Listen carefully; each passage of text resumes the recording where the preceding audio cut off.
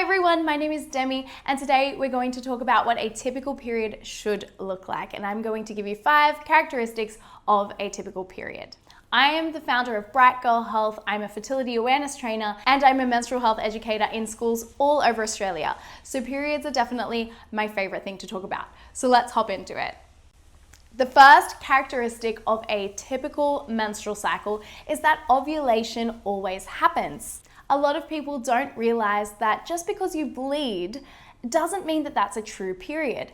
A true period is a bleed followed about 2 weeks after ovulation. So ovulation is so important. Now you can track your ovulation using fertility awareness methods and your temp drop. And when you put it into the temp drop app and you see a basal body temperature shift and you confirm that with your fertility awareness rules, you'll know that you've ovulated. And your period should come about 2 weeks after. The range can be 10 to 18 days, and you'll learn what your norm is, which is one of the awesome benefits of tracking your cycle using your temp drop and then being able to look at your chart and even predict when your next period is going to come, because it's always going to be that 10 to 18 days after ovulation.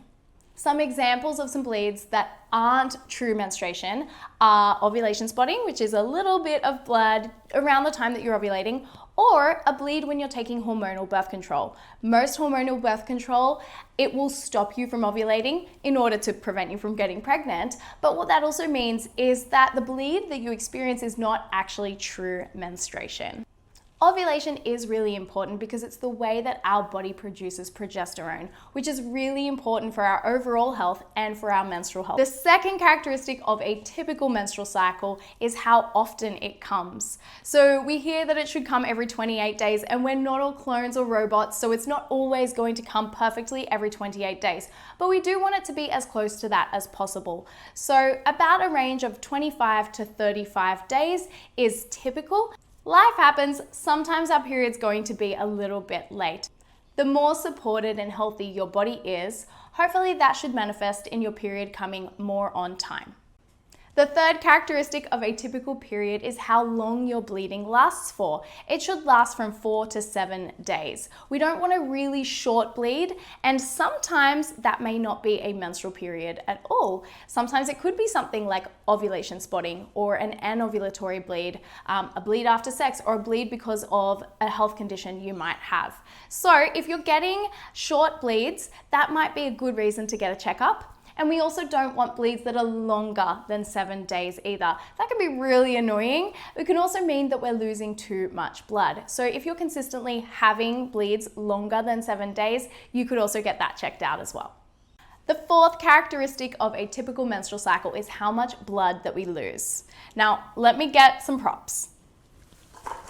Now, I have a small shot glass, a regular sized drinking glass, and my drink bottle right here. If you were to collect all of the blood from the whole 4 to 7 days of your period and collect them in one of these things, which one would you choose?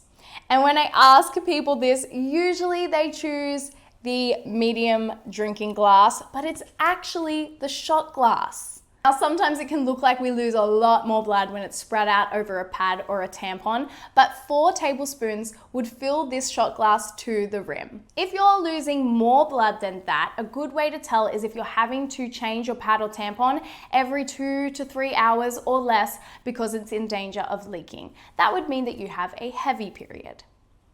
And the fifth and final characteristic of a typical period is that you shouldn't have any severe pain or severe symptoms like severe PMS and severe acne and severe mood swings. No one deserves to be in severe pain. If you are having the kind of pain that means that you have to cancel work, cancel social activities, you can't do the things that you normally would do, and you have to rely on painkillers, that's the kind of pain that you don't deserve to be in and that you could investigate in order to have a better period experience. Chat to a practitioner to see if there's something that you can do to minimize that pain and make your period experience better.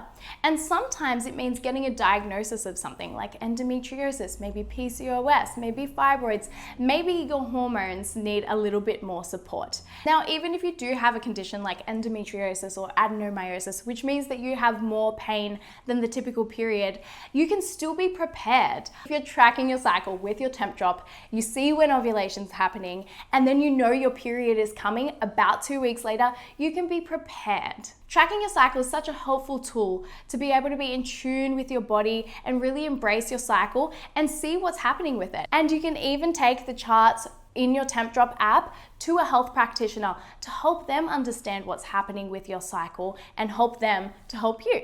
If you're wanting to make sure that you're making the most of the Tempdrop app and charting your cycle with your Tempdrop, then there's so many resources. There's the Facebook Tempdrop support page, and there's the Tempdrop resources page with lots of blogs about tracking your cycle, but also things like cramps and why they happen and what you can do about them. When you understand what the typical period should look like, you can identify ways in which yours may or may not look like that. And then you can address those things so that you can have your very best period ever. I wish you all the luck with that, and I'll see you soon.